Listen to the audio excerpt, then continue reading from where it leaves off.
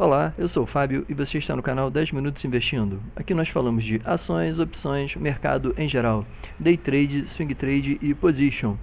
E o nosso assunto de hoje é uma novidade sobre as ETFs da bolsa que devem ganhar novas variantes e novas versões. E se você achou interessante esse assunto, segura só um minutinho a nossa abertura que nós já voltamos com o vídeo.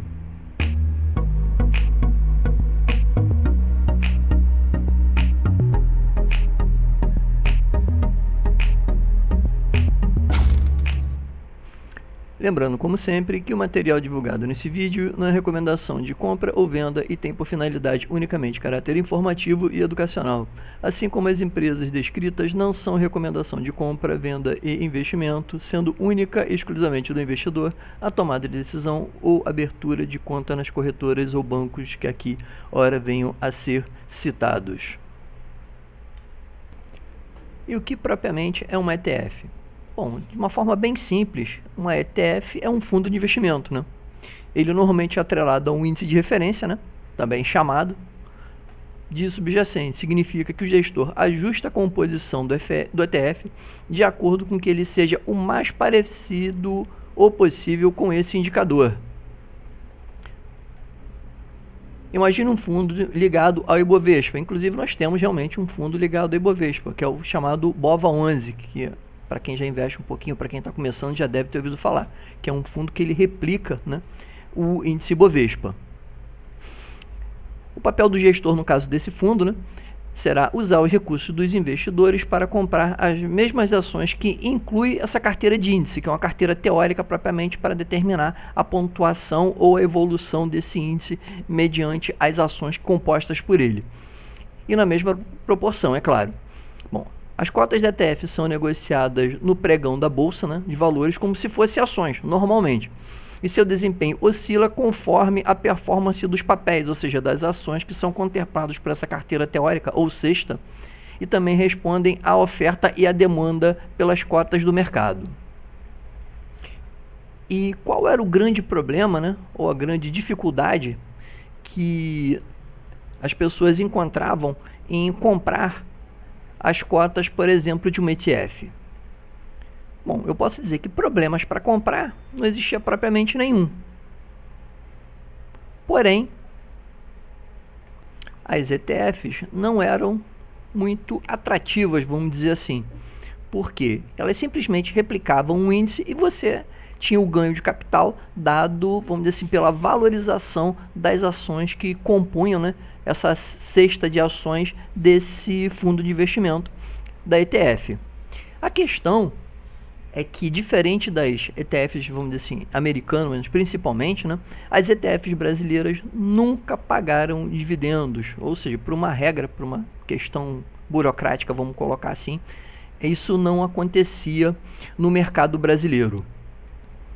Aí você pode se perguntar o que acontecia então com os dividendos, por exemplo, e as bonificações e os juros sobre capital próprio que essas ETFs que compunham as ações, né, que compunham essa ETF recebiam. Bom, esses valores eram reinvestidos em cotas das ações que compunham esse índice. E com isso, é claro, se comprava novas ações.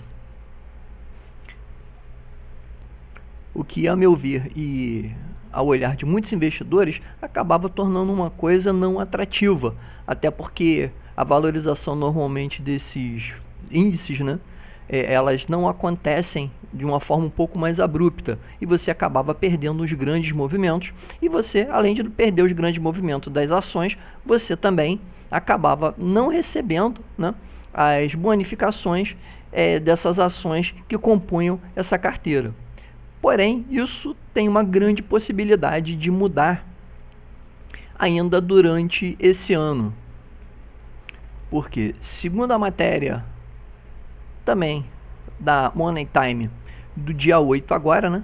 Eu estou falando inclusive desse assunto porque eu dei uma pesquisada rápida na internet e não vi ninguém falando sobre isso. Então foi inclusive um dos motivos que eu fiz questão de trazer esse conteúdo, né?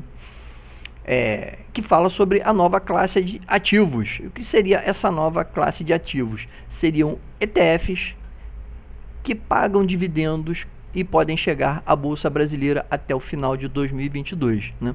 Na qual a matéria diz que ao Infomoney, Gabriela Shibata, imagino que seja isso, gerente de Cash Equity, diz que a B3 trabalha em projetos com reguladores de mercado para viabilizar a mudança ainda nesse ano de 2022.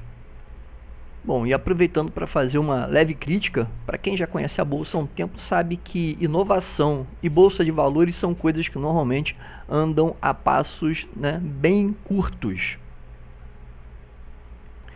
E eu vejo essa novidade, né, vamos colocar assim, como uma boa oportunidade, principalmente para quem está chegando na Bolsa de Valores agora e tem uma certa dificuldade, ou não tem tempo mesmo, né, para ficar acompanhando, vamos dizer assim, fatos relevantes de empresas, fazendo leitura de relatório, fazendo análise de release, análise, vamos dizer assim, de fechamento trimestral, fechamento anual de empresa, que eu sei que é muito complicado, principalmente para quem está ingressando na Bolsa no começo.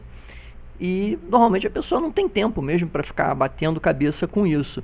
E a possibilidade de você poder adquirir uma ETF hoje, na qual essa ETF ela te pague, por exemplo, dividendos, abre a possibilidade de você poder comprar uma cesta de boas ações ligadas, vamos dizer, a um índice específico, né? E temos vários índices na bolsa, não só esses dois que eu já falei. Para quem quiser, depois eu posso até trazer um vídeo falando só sobre os índices, né, que nós temos listados na bolsa em específico.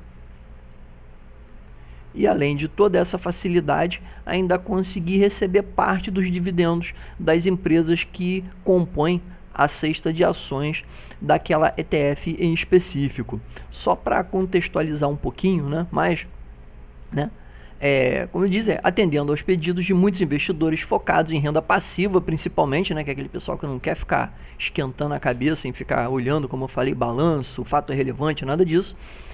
A listagem de ETFs que pagam dividendos deve ser liberada na B3 a partir, provavelmente, né, do quarto trimestre do ano de 2022, né? Os ETFs, ou Exchange Trade Funds, né, são fundos que replicam o índice e têm as suas cotas negociadas em pregão.